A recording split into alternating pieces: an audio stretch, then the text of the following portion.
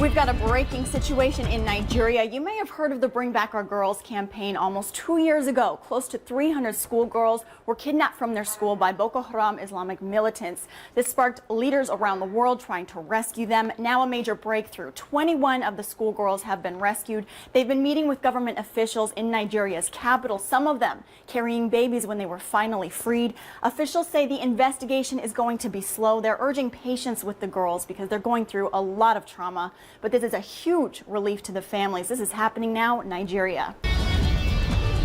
We're following protests in North Dakota against a controversial oil pipeline. 141 protesters arrested now with clashes between police and soldiers. So here is the breakdown. The Dakota Access Oil Pipeline will cross 4 states, connecting North Dakota with Illinois with about 1,200 miles of pipe.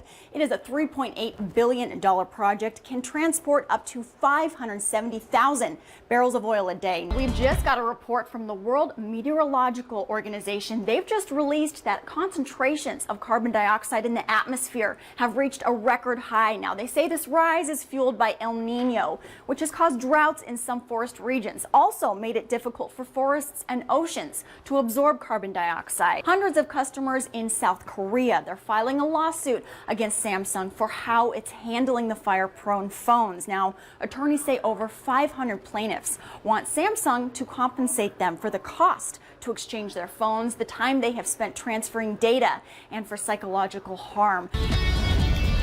We've got breaking news from the Vatican. Pope Francis has just released he will allow all Catholic priests the power to forgive women who've had abortions. This in a letter he released this morning. As the year 2016 comes to a close, a majority of working Americans will leave paid vacation days on the table. Texas lawmakers will debate restrictions on abortions during the upcoming legislative session. This despite the U.S. Supreme Court ruling found 2 provisions of a current state law unconstitutional. President-elect Donald Trump stunned nuclear experts by calling for more U.S. nuclear weapons. This is Mr. Trump sent out the tweet Thursday stating the U.S. must, quote, greatly strengthen and expand its nuclear capability until such time as the world comes to its senses regarding nukes. I want to begin this hour here. The manhunt for escaped inmate Jake Childers ended late last night after he was shot and killed during a shootout with police. And our Dr. Brad Hoffman has been in contact with law enforcement officials throughout the entire process, and he joins us from the newsroom with more. Australian officials seized more than a ton of cocaine in what police say is one of the largest drug busts in the nation's history.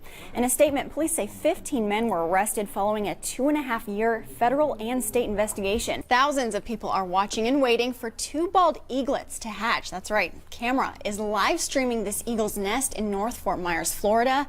That's where 2 American bald eagles, Harriet and M15, are waiting for the arrivals of their little ones. A new study is providing insight into how the Zika virus has affected pregnancies in Brazil. More than 1,800 babies in Brazil have been diagnosed with congenital Zika syndrome. The virus is known to cause massive birth defects, including an extremely underdeveloped brain. Now, a survey of more than 2,000 women of childbearing age shows 53% are now actively trying to avoid getting pregnant. Researchers say women in the most affected areas need better access to contraception. The alarms sound and crews get ready. The call is one of the most dangerous parts on our side of responding. We're traveling faster than the general public is. High speed and high pressure. When you're going through lights, you have to make sure people are stopping, make a complete stop, and then when it's safe, it's your job to make sure that the crew and everybody get to the scene safe. It takes cooperation with commuters on the road to get to a scene safely. If you come up to an intersection, even though you get the green light, be aware that there might be people going through or a fire truck coming. And many people think just stopping their car on the road is enough.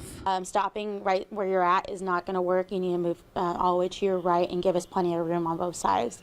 And when people don't move for emergency vehicles, it puts pressure on the crews. And trying to get their attention is the hardest part. Especially around the holidays, there's a lot of heavy traffic and it tends to get darker quicker, so it's a lot harder to see us at night.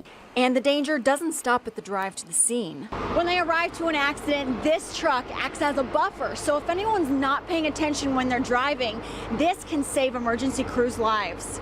So they wear safety vests and try to stay visible, but say that many secondary accidents happen because drivers are distracted by the accident crews are responding to. Because that tends to happen when you get the secondary accidents. We're too busy looking at the lights from the accident when they actually rear end somebody else in front of them. So through the holidays, they ask that while they do their job, that drivers pay extra attention to keep everyone safe. Samantha Miles, Chris 6 News. By the way, Texas is one of 40 states that currently have move-over laws which require drivers to either slow down or move over for all first responders.